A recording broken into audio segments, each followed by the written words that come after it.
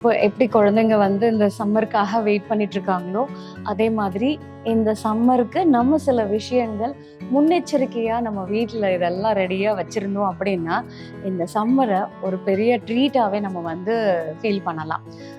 எப்பவுமே நம்ம வெளிய போகும்போது குடை எடுத்துட்டு போணும். "மேடம் இதெல்லாம் எங்களுக்கு தெரிஞ்சது தானே" அப்படின்னு நீங்க சொல்லலாம்.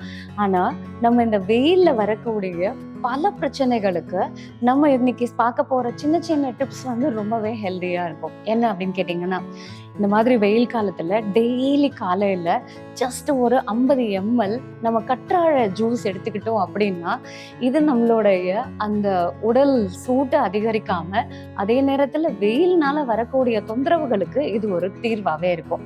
இந்த கற்றாழ ஜூஸ் எப்படி நம்ம செய்யலாம்? தேங்காய் பால் வந்து நம்ம எடுத்துக்கலாம். கற்றாழையோடைய ஒரு 2 ஸ்பூன் அந்த ஜெல் எடுத்து நல்லா தண்ணியில கொஞ்சம் வாஷ் பண்ணிடுங்க. அத மிக்ஸியில அடிச்சு கொஞ்சம் பனக்கல்கண்டு, ஏலக்காய் போட்டு காலையில அந்த பீர் மாரி அத குடிச்சீங்க அப்படின்னா, இது ஃபர்ஸ்ட்டு நமக்கு அந்த அசிடிட்டி தொந்தரவு ஏற்படுத்தாது. ஏன்னா, வெயில் ஜாஸ்தி ஆயிடுச்சுன்னு வைங்களேன், அந்த உடலுடைய வெப்பமே நமக்கு அஜீரண தொந்தரவ தான் ஃபர்ஸ்ட்டு குடுக்கும். என்ன சாப்பிட்டாலும் நெஞ்சிலேயே இருக்கும்.